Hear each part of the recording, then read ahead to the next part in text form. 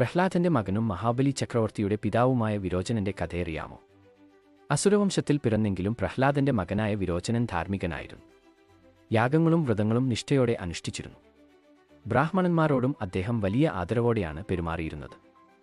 ഒരിക്കൽ കേശിനി എന്ന രാജകുമാരിയുടെ സ്വയംവരത്തിൽ വിരോചനനും മഹർഷി അംഗിരസിന്റെ മകനായ സുധന്വനും പങ്കെടുത്തു. സദസ്സിൽ കേശിനി ഒരു ചോദ്യം ഉന്നയിച്ചു. ബ്രാഹ്മണന്മാരാണോ അസുരന്മാരാണോ ശ്രേഷ്ഠർ? അസുരവംശത്തിൽ പിറന്ന വിരോചനൻ സ്വന്തം വംശത്തെക്കുറിച്ച് അഭിമാനത്തോടെ മറുപടി പറഞ്ഞു, അസുരന്മാരാണ് ഉത്തമർ. കാരണം ലോകങ്ങൾ അവരുടെ അധീനതയിലാണ്. എന്നാൽ സുധന്വനാകട്ടെ വിരോചനന്റെ വാദത്തെ തള്ളി. തർക്കം മൂത്തപ്പോൾ കേശിനി രണ്ടുപേരോടും പറഞ്ഞ് നാളെ രാവിലെ നമുക്ക് കൊട്ടാരത്തിൽ ഈ സംവാദം തുടരാമെന്ന്. അങ്ങനെ പിറ്റേ ദിവസം സുധന്വൻ കൊട്ടാരത്തിൽ വന്നപ്പോൾ കേശിനി ആചാരപ്രകാരം ആ ബ്രാഹ്മണന്റെ കാലുകൾ കഴുകി അകത്തേക്ക് ആനയിച്ചു.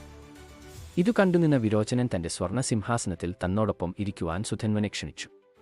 പക്ഷേ സുധന്വൻ അത് നിരസിച്ചു. സൗമ്യമായി പറഞ്ഞു, നിന്റെ പിതാവായ പ്രഹ്ലാദൻ എപ്പോഴും എന്റെ പിതാവായ മുനി അംഗിരസിനേക്കാൾ താഴെയാണ് ഇരിപ്പിടം തിരഞ്ഞെടുത്തിരുന്നത്. പിന്നെ എങ്ങനെയാണ് എനിക്ക് നിങ്ങളോട് തുല്യനായി ഇരിക്കാൻ കഴിയുക? തർക്കം പിന്നെയും മുറുകി. അവസാനം അവർ പ്രഹ്ലാദന്റെ അടുത്തേക്ക് പോയി. ആരുടെ ഭാഗത്താണ് സത്യമെന്നോ അദ്ദേഹം തീരുമാനിക്കട്ടെ എന്ന വ്യവസ്ഥ വെച്ചു. തന്റെ പിതാവായ പ്രഹ്ലാദന്റെ മുമ്പാകെ വിരോചനൻ വിനയത്തോടെ നിന്നു. അചഞ്ചലമായ ധർമ്മനിഷ്ഠയുള്ള പ്രഹ്ലാദൻ ഇരുവശത്തെയും ശ്രദ്ധിച്ചു.